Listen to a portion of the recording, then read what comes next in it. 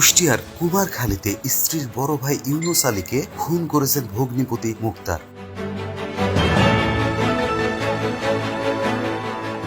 শনিবার সকালে শিলাইদহ ইউনিয়নের মাঝগ্রাম মাঠে ধান কাটতে গেলে মাঠের মধ্যে প্রকাশ্যে তাকে কুপিয়ে হত্যা করা হয়। এ সময় ইউনুসকে বাঁচাতে গিয়ে আহত হয়েছেন তার ছেলে সহ 4 জন। নিহত হয়েছেন মাঝগ্রাম খালপাড়া গ্রামের মৃত আকবর আলীর ছেলে 60 বছর বয়সী ইউনুস আলী।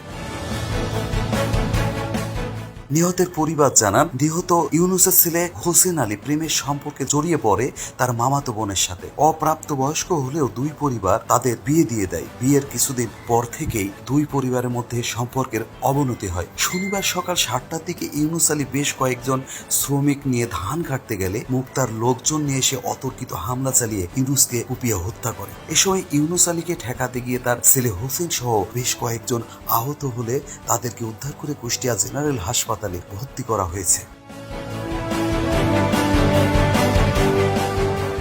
নিহত ইউনুস আলীর স্ত্রী মর্জিনা বেগম জানান, মুক্তারের মেয়ের সাথে তার ছেলে হোসেনের বিয়ের পর থেকে অশান্তি ছিল। এক পর্যায়ে সংসার ঠেকানো সম্ভব না হলে সালিশি বৈঠকের মাধ্যমে 2,40,000 টাকা ধার্য করা হয়। কিন্তু মুক্তার সালিশি বৈঠকের সিদ্ধান্ত না মেনে সে ও তার দুই ছেলে সহ 10-12 জন মিলে ইউনুস আলীকে হত্যা করেছে। তারা এই নৃশংস হত্যার বিচার দাবি করেন।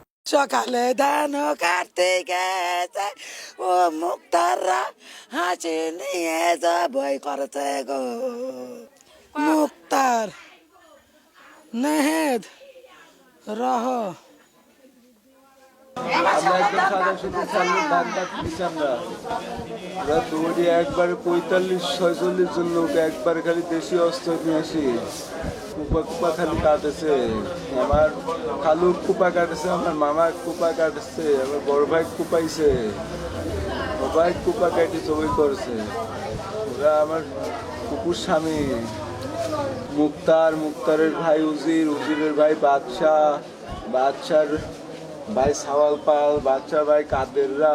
এ বিষয়ে কুমারখালী থানার ভারপ্রাপ্ত কর্মকর্তা আকিবুল ইসলাম জানান, পূর্ব শত্রুতার জের ধরে একজন নিহত হয়েছেন। অপরাধীদের ধরতে পুলিশি অভিযান অব্যাহত রয়েছে।